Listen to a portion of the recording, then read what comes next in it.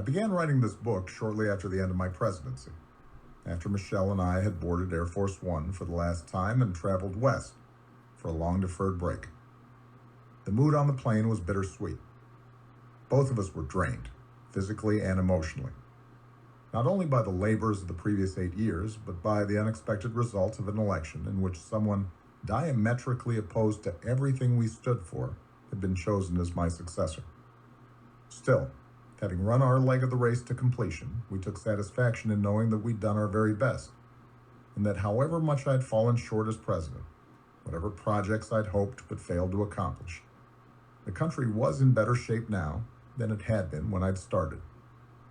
For a month, Michelle and I slept late, ate leisurely dinners, went for long walks, swam in the ocean, took stock, replenished our friendship, rediscovered our love, and planned for a less eventful but hopefully no less satisfying second act. And by the time I was ready to get back to work and sat down with a pen and yellow pad, I still like writing things out in longhand, finding that a computer gives even my roughest drafts too smooth a gloss and lends half-baked thoughts the mask of tidiness. I had a clear outline of the book in my head. First and foremost, I hoped to give an honest rendering of my time in office. Not just a historical record of key events that happened on my watch and important figures with whom I interacted, but also an account of some of the political, economic, and cultural crosscurrents that helped determine the challenges my administration faced and the choices my team and I made in response. Where possible, I wanted to offer readers a sense of what it's like to be the President of the United States. I wanted to pull the curtain back a bit and remind people that, for all its power and pomp, the presidency is still just a job, and our federal government is a human enterprise like any other. And the men and women who work in the White House experience the same daily mix of satisfaction, disappointment, office friction, screw-ups, and small triumphs as the rest of their fellow citizens.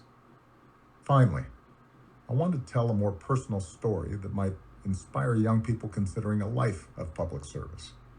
How my career in politics really started with a search for a place to fit in, a way to explain the different strands of my mixed-up heritage, and how it was only by hitching my wagon to something larger than myself that I was ultimately able to locate a community and purpose for my life.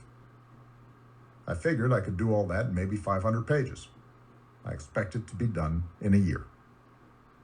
It's fair to say that the writing process didn't go exactly as I'd planned. Despite my best intentions, the book kept growing in length and scope. The reason why I eventually decided to break it into 2 volumes. I am painfully aware that a more gifted writer could have found a way to tell the same story with greater brevity. After all, my home office in the White House sat right next to the Lincoln bedroom, where a signed copy of the 272-word Gettysburg Address rests beneath a glass case.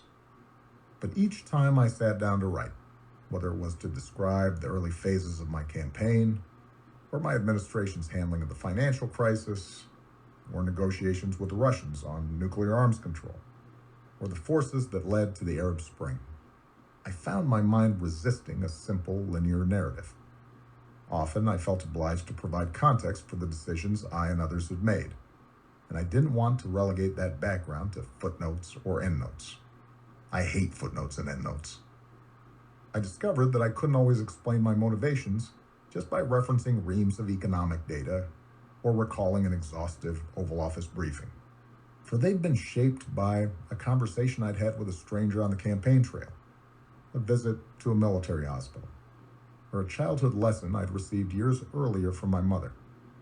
Repeatedly, my memories would toss up seemingly incidental details, trying to find a discreet location to grab an evening smoke, my staff and I having a laugh while playing cards aboard Air Force One, that captured, in a way the public record never could, my lived experience during the 8 years I spent in the White House.